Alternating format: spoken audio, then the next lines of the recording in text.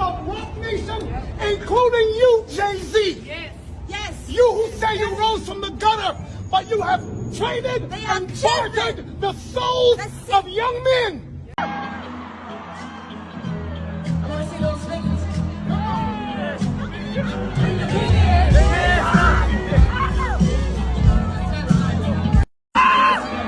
I've been incarcerated for almost half a year over a gun that the DAs lied and said I shot. In 2021, they demanded I take a DNA test. I took that test with no pushback, delay, or question. Not only because I knew I never shot the gun, but mainly because I was 100% positive I never even touched this gun. In my trial, the verdict of guilty or innocent depended heavily on my DNA results. With the help of LA Crime Lab's DNA expert Randy Zepeda, DA Kathy Tarr and Alex Bott completely manipulated my DNA results and lied to the world, the media, and most importantly, my jury, by stating my DNA on the gun was inconclusive. That was an absolute lie. They went on further to say, inconclusive means that he cannot be excluded from the gun. Our new attorney, Jose Baez, hired one of the best DNA experts in the nation to carefully analyze the same DNA test the fair and correct way. The results came back exactly as I knew this whole time. My DNA is 100% excluded and 100% eliminated from the gun. In other words, it's physically and scientifically impossible for me to ever have touched or shot this gun.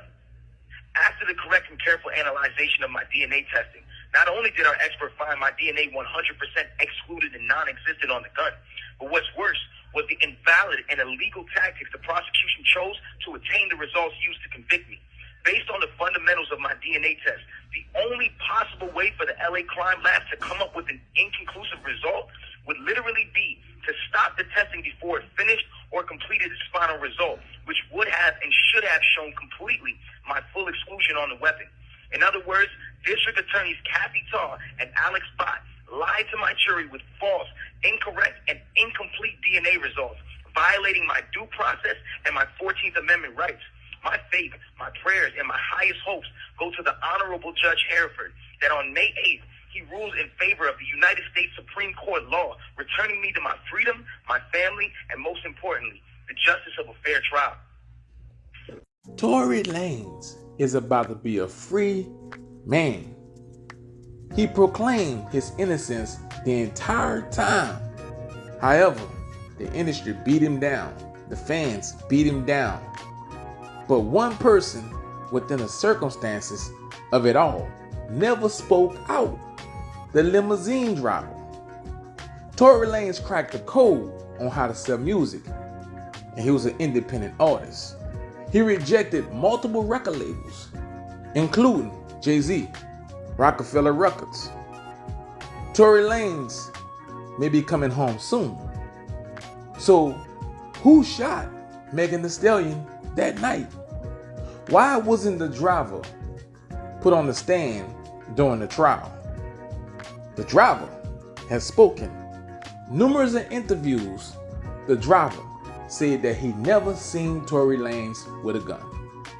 Is those statements enough a statement to get Tory Lanez free and have Tory Lanez come home? You see, he had won the appeal already. When he come home, he need to sue for a real bag. He need to sue Megan Thee Stallion if the story don't collaborate and he become a free man. He need to sue Jay-Z and Rockefeller. He need to sue the prosecution. He need to go get the bag that he would have had because he was at the peak of his career when his career was derailed. You see, I hope Tory Lanez learned from that night.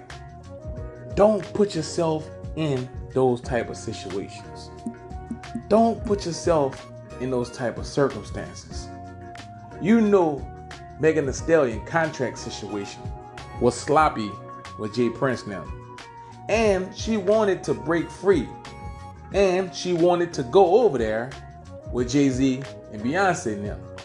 However, you never know what a person's intention is when they're in need of getting out.